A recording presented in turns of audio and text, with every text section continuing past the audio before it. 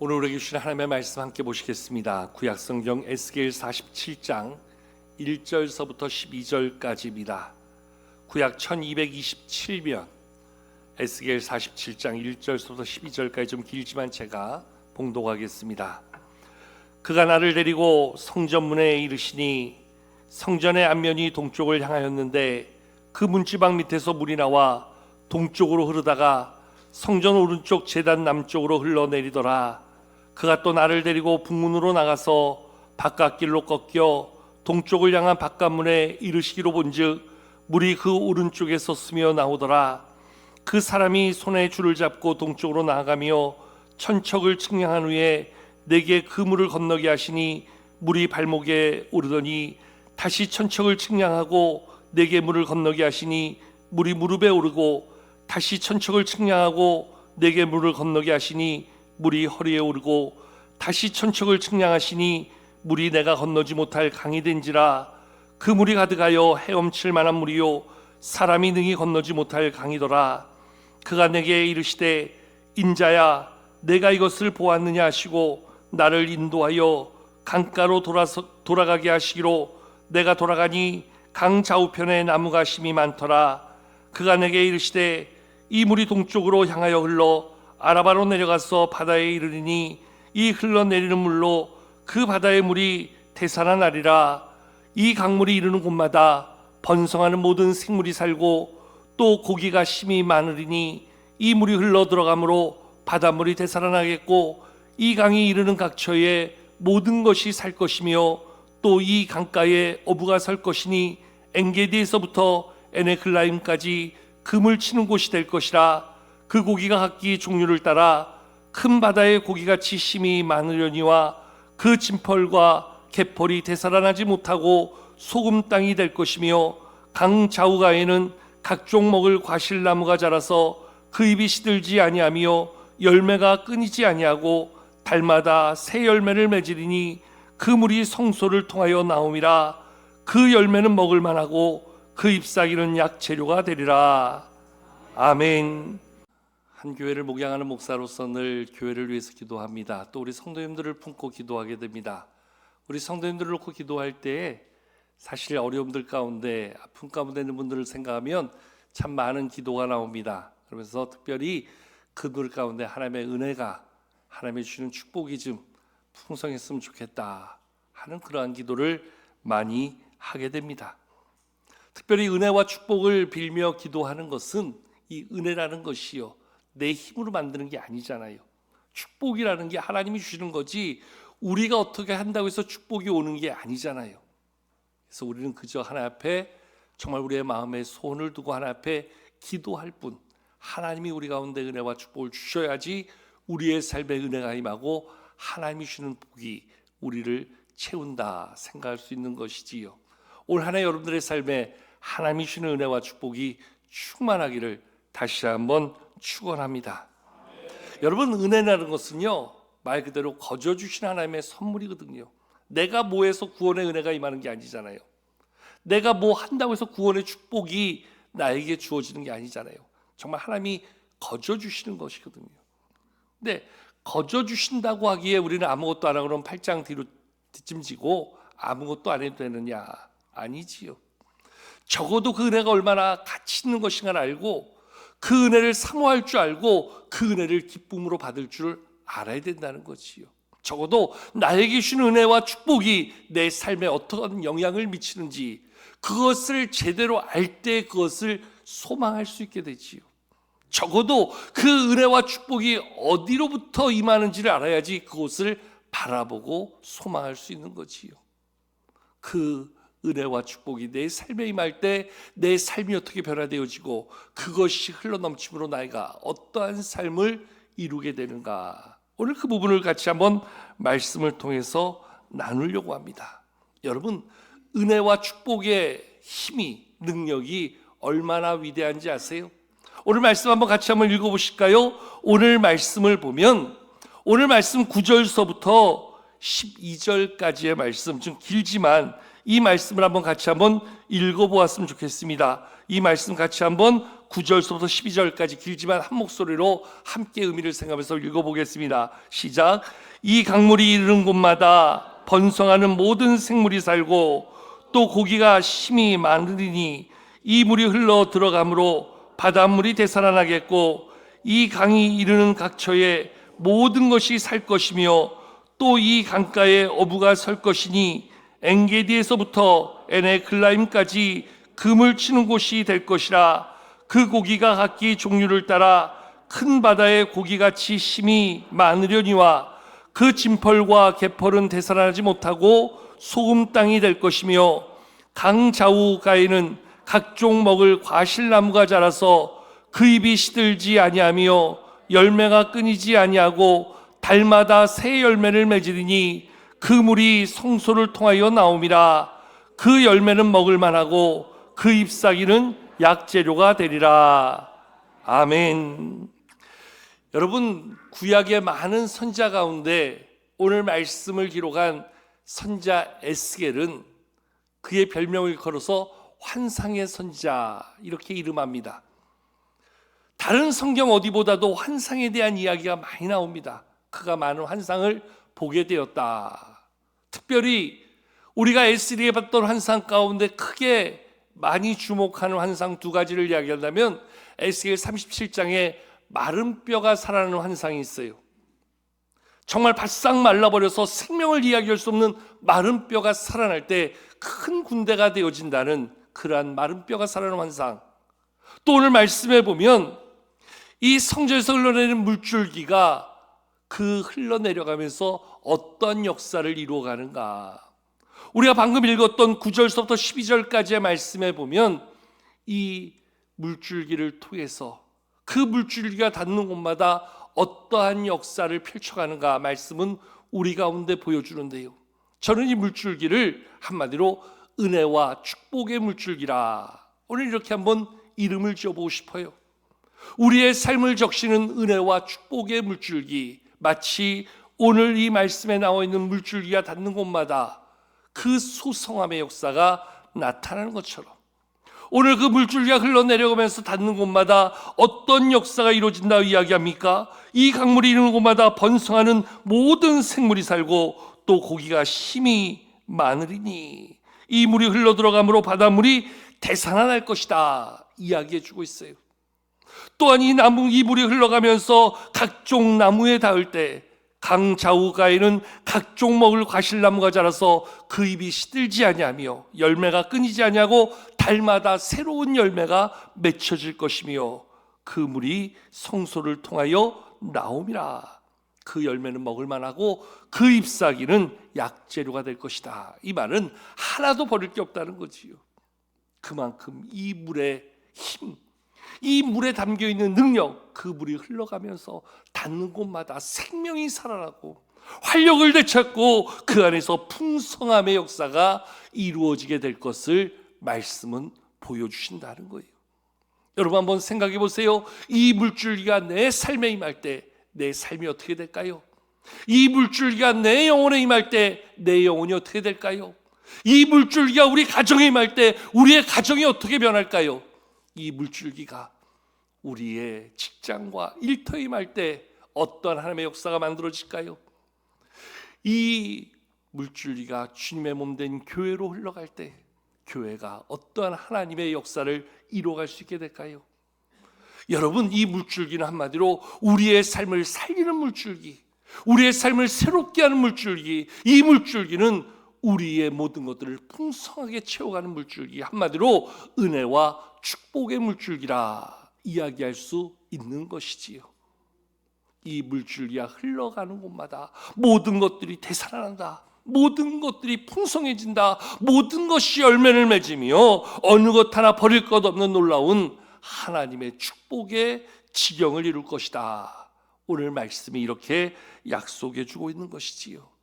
그러면서 저는 올 한 해 여러분들의 삶에 이 은혜와 축복의 물줄기가 덧대어지기를 축복합니다. 여러분들의 가정과 일터 위에 이 은혜와 축복의 물줄기가 흘러가기를 축복합니다. 이 물줄기가 닿을 때 우리의 영혼이 살아나는 거예요. 우리의 삶이 새로워지는 거예요. 우리의 모든 것들이 변화되어지고 하나님의 열매 맺는 역사가 이루어지는 거예요. 생각만 해도 신나지 않습니까? 바라고 소원하는 것만으로도 우리의 삶이 변화되어질 것을 우리는 기대할 수 있지 않습니까? 하나님이 주시는 은혜와 축복의 물줄기가 내 영혼에 닿을 때, 은혜와 축복의 물줄기가 내 삶을 덮을 때, 이 은혜와 축복의 물줄기가 우리의 가정과 일터를 적실 때 모든 것들이 되살아나고 풍성하게 되어지는 줄로 믿습니다. 특별히 물줄기는요, 오늘 제가 묵상하다 보니까 그런 생각이 들어요. 오늘 일부 예배 마치고 우리 일부 예배 드렸던 찬송을 다시 한번 마음에 생각하며 찬송을 하는데, 예수의 보혈로 우리의 영혼을 적시고 우리의 삶을 적실 때 우리의 영혼이 하나님의 구원을 덧입고 하나님의 능력 앞에 살아갈 수 있다는 것, 예수의 보혈로 내 영혼을 덮으실 때 우리의 영혼이 거듭나고 우리의 삶이 새로워지는 놀라운 축복을 다시 한번 경험하게 되는 줄로 믿습니다. 여러분 기도하십시오. 올 한해 하나님 내 영혼에, 내 삶에 마음껏 은혜와 축복의 물줄기를 부어 주시옵소서. 우리의 영혼의 주에 이 물줄기가 닿을 때 우리의 삶 새로워지고 변화되어질 줄로 믿습니다. 근데 오늘 말씀은요, 그러면 이 은혜의 물줄기, 축복의 물줄기가 어디서부터 시작되어지는가? 은혜와 축복의 그 시작이 어디서부터 만들어지는가? 자, 우리 말씀 한번 같이 읽어보겠습니다. 1절과 2절 말씀 함께 읽겠습니다. 그가 나를 데리고 성전문에 이르시니 성전의 앞면이 동쪽을 향하였는데 그 문지방 밑에서 물이 나와 동쪽으로 흐르다가 성전 오른쪽 제단 남쪽으로 흘러내리더라. 그가 또 나를 데리고 북문으로 나가서 바닥 바깥길로 꺾여 동쪽을 향한 바깥문에 이르시기로 본즉 물이 그 오른쪽에서 스며 나오더라. 아멘.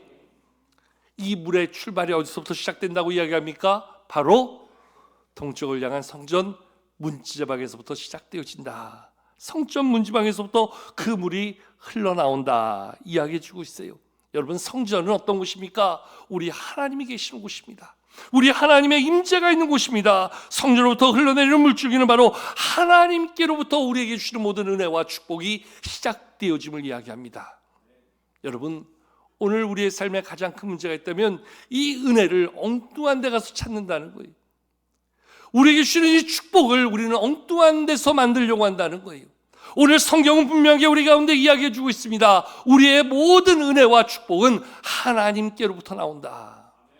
주님의 몸된 교회로부터, 주님이 계시는 그곳에서부터 우리에게 주시는 하나님의 은혜와 축복은 시작되어진다 이야기할 수 있는 것이지요. 특별히 이 성전은 오늘로 말하면 교회를 이야기하지요. 주님의 몸된 교회에서 우리에게 주시는 하나님의 은혜와 축복이 시작되어진다는 것을 말씀은 약속해 주고 있는 거예요. 하나님의 말씀이 선포되어지고 말씀의 은혜가 주어지는 예배 자리가 오늘 우리가 바라보는 은혜와 축복의 출발점이 된다는 거예요. 오늘도 주님의 전에서, 오늘도 하나님을 예배하는 중에 나에게 주시는 말씀을 통해서 내게 임하는 하나님의 은혜와 축복이 시작되어지는 줄로 믿습니다. 여러분, 우리가 교회를 나오는 것, 오늘도 주 앞에서 예배를 드리는 것, 오늘도 우리의 삶이 교회에 머무르면서 하나님을 바라보는 것, 이유는 하나지요.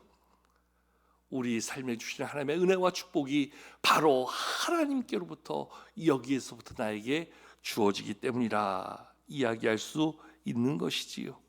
특별히 하나님의 말씀이 주어지는 이 예배 자리, 하나님의 말씀의 선포를 통하여 우리가 하나님을 만나고 하나님의 뜻을 깨닫고 하나님의 말씀을 붙잡을 때 거기에서부터 하나님의 은혜와 축복이 우리의 삶에 역사하신다는 거지요. 그런 면에서 저는 올 한 해 우리 성도님들이 좀 더 예배에 집중하는 분들이 되기를 축복합니다. 예배를 통해서 하나님이 주시는 은혜와 하나님이 주시는 축복을 마음껏 누릴 수 있기를 축원합니다. 여러분, 늘 교회를 가까이 하는 분이 있어요. 늘 교회 나오기를 기뻐하시는 분들이 있어요. 그리고 교회 나오면 열심히 봉사하시고 열심히 교제하시고 열심히 직분, 열심히 사명 감당하시는 분도 있어요. 너무너무나 귀하지요. 근데 우리가 교회에 나와서 봉사하기에 앞서서, 우리가 교회에 나와서 교제하기에 앞서서, 우리가 교회에 나와서 예배, 우리가 직분 감당하며 사명 감당하기에 앞서서 먼저 우리가 우선해서 주목해야 될 것이라면 그것은 바로 나에게 은혜 주시고 축복 주시는 하나님을 만나는 그 자리, 예배에 우리의 마음이 더 우선하며 예배 중심의 삶이 되어야 함을 꼭 기억해 주실 수 있기를 축복합니다. 여러분, 이렇게 이야기할 수 있을 것 같아요. 은혜 안 받아도 봉사할 수 있어요. 은혜 없어도 얼마든지 교제하는데 아무 문제 없어요. 실제로 그런 분들이 있어요. 교회는 열심히 나옵니다. 교회에 나와서 여러 사람들과 잘 어울립니다. 그런데 예배 자리에서는 쉽게 그 모습을 찾아보기가 쉽지 않습니다. 예배 자리를 빙빙 돌면서 예배를 통해서 하나님을 만나고 하나님의 은혜를 공급하는 데는 별로 관심이 없어요. 그저 내가 좋아하는 것, 내가 원하는 것, 내가 필요한 것, 내가 하고 싶은 것, 거기에 집중하는 거예요. 근데 여러분, 은혜 받지 못하고 하는 봉사를 보니까요, 거의 대다수 자기가 하고 싶은 만큼 하더라고요. 정말 주님이 원하는 봉사, 주님이 기뻐하시는 봉사가 아니라 교제를 해도요, 내가 좋아하는 사람과 함께하고 내가 필요한 사람만 찾아다니지 정말 내가 섬겨야 될 사람, 내 사랑을 나눠줘야 될 사람하고는요 가까이 안 하더라고요.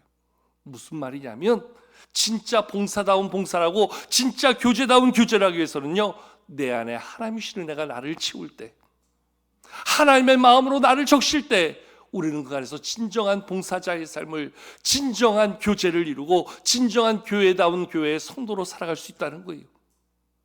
은혜 받지 않고도 얼마든지 교회 다닐 수 있고 은혜 받지 않고도 얼마든지 자기 역할을 할 수 있어요. 그러나 그것이 정말 주님이 기뻐하시는 모습이겠느냐. 누가복음 10장에 보면요, 베다니에 예수님이 가셨을 때 예수님을 기뻐 맞았던 두 자매가 나옵니다. 바로 마르다와 마리아지요. 예수님이 그들의 집을 방문했을 때 그들은 예수님을 맞이하며 예수님을 영접하고 예수님을 위한 삶을 이루어가는데, 언니 마르다가 예수님을 위해서 열심히 음식을 만들고 분주할 정도로 예수님을 접대하기 위해서 몸부림치고 있는 것을 보게 되어집니다. 그런데 그 동생 마리아는 철이 없었던지 언니를 쳐다보지도 않고 예수님의 발치에 앉아서 예수님의 말씀만 듣고 있는 거예요. 마르다가 보니까 나는 너무 바쁜데, 지금 시간이 없는데, 지금 마음은 너무 급한데, 동생을 보니까 너무 답답하고 한심한 거예요. 참다 못해서 마르다가 예수님 앞에 이야기하지요.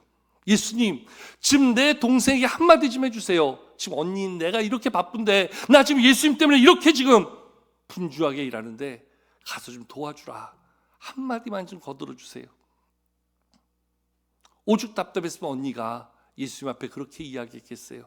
근데 그러한 마르다를 향해서 오늘 예수님이 하셨던 말씀, 누가복음 10장 41절과 42절에 이렇게 기록되어져 있습니다. 주께서 대답하여 이르시되 마르다야 마르다야, 내가 많은 일로 염려하고 근심하나 몇 가지만 하든지 혹은 한 가지만 하더라도 족하니라. 마리아는 이 좋은 편을 택하였으니 빼앗기지 아니하리라. 아멘. 오늘 주님을 위하여 일한다고 하는 마르다에게 주님이 칭찬하셨습니까? 야, 네가 수고하는 거 정말 철없는 동생, 몰라도 너무 모른다, 그의 말에 동의하셨습니까? 아니지요. 오히려 마르다를 향해서 어쩌면 혀를 차시면서 얘기했을 것 같아요. 마르다야, 마르다야, 너 왜 그렇게 모르냐? 네가 많은 일로 염려하고 근심하지만 몇 가지만을 하든지, 아니 한 가지만이라도 그것으로 족하다. 그러면서 하신 말씀이 마리아는 이 좋은 편을 택하였으니 빼앗기지 아니할 것이다. 여러분, 봉사하는 게 나쁘다는 게 아니에요. 봉사하는 게 잘못됐다는 게 아니에요. 지금 주님이 원하시는 것에 대한 초점이 어디에 있고 우리가 먼저 해야 될 것이 무엇인가를 알아야 된다는 거예요. 우리가 하나님 앞에서 은혜 받지 않냐고, 하나님 주신 복으로 우리를 채우지 않냐고 하는 봉사는 오히려 봉사하다가 원망하게 되고 불평하게 되고 오히려 갈등하게 되고 싸우게 되는 모습밖에 없다는 거예요. 여러분, 교회 가만히 보세요. 일 안 하는 사람들이 싸웁니까? 일하는 사람들이 싸워요. 누구보다 열심히 하는 사람들이 불평하고 원망해요. 누구보다 교회를 잘한다 하는 사람들이 꼭 교회에 불만을 가지고 이야기해요. 여러분, 모르는 사람들은 아예 얘기도 안 해요. 안다 하는 사람들이 얘기하는데요, 아는 것이 교회를 알기 때문에, 목사의 부족함을 알고 우리 교회 사역의 부족함을 알고 우리 교인들의 어려움을 아는 사람들은 오히려 그 앞에서 그걸 가지고 기도하지요. 그런데 기도할 은혜가 없는 사람들은 결국 그거 가지고 원망하고 불평하고 싸우고 매사의 모든 것들로 시비 걸고 있는 마치 마르다와 같은 삶을 살 수밖에 없다는 거예요. 그런 의미에서 하나님의 은혜가 공급되어지고 하나님 앞에서 그 복을 받고 우리가 교회를 섬기고 우리가 주의 사명 감당하는 게 얼마나 중요한가. 여러분, 오해 없이 들으셔야 돼요. 봉사다 필요 없다, 교제 필요 없다, 교회는 무조건 예배만 드려야 된다, 이 얘기가 아니에요. 봉사 너무너무 중요하죠. 교회 너무너무 중요하죠. 하나님께서 이 땅에 교회를 세우신 목적이 우리 가운데 예배만을 위한 게 아니라 그랬잖아요. 예배드리고 우리가 교육하고 우리가 영혼구원에서 전도하고 교제하고 섬기고 모든 것들이 다 우리에게 필요한 중요한 모습이에요.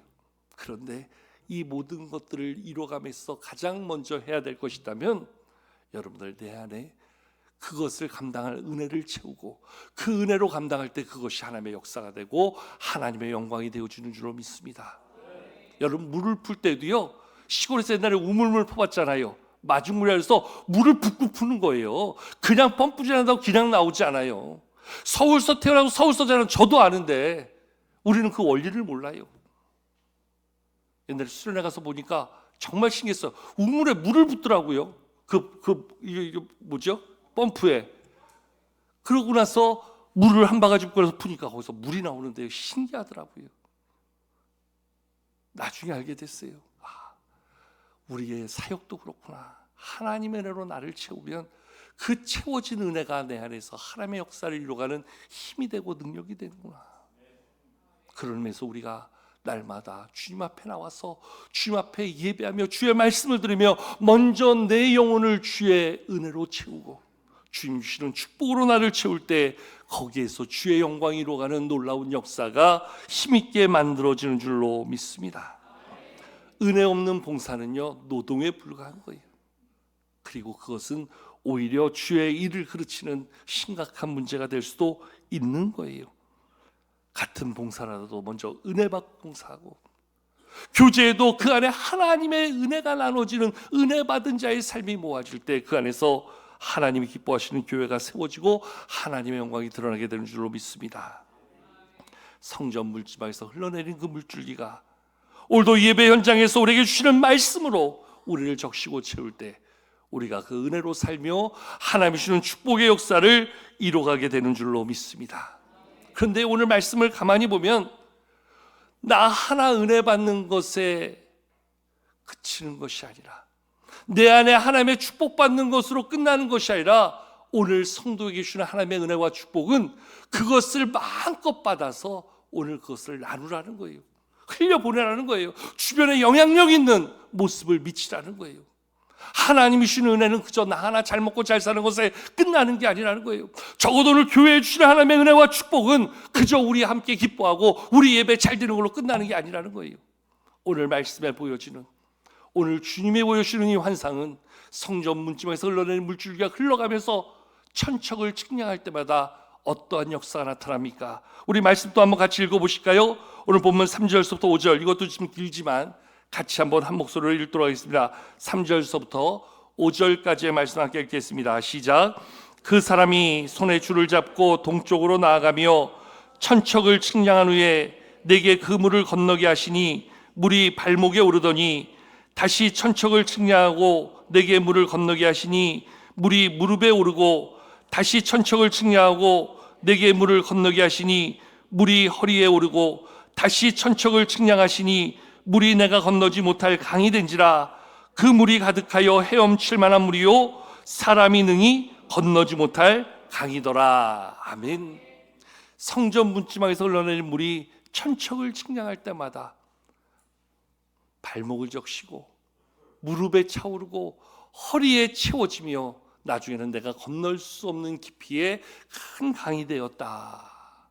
오늘 말씀은 이야기해 주고 있어요. 뭘 이야기하냐면 오늘 하나님이 주시는 은혜와 축복은 그저 나 하나 내 그릇 채우는 거에 연연하지 말고 오늘 풍성히 주시는 하나님의 은혜와 복으로 나를 채워서 그것을 지금 흘리라는 거예요. 우리의 삶의 자리에 그 은혜와 축복을 좀 나누라는 거예요.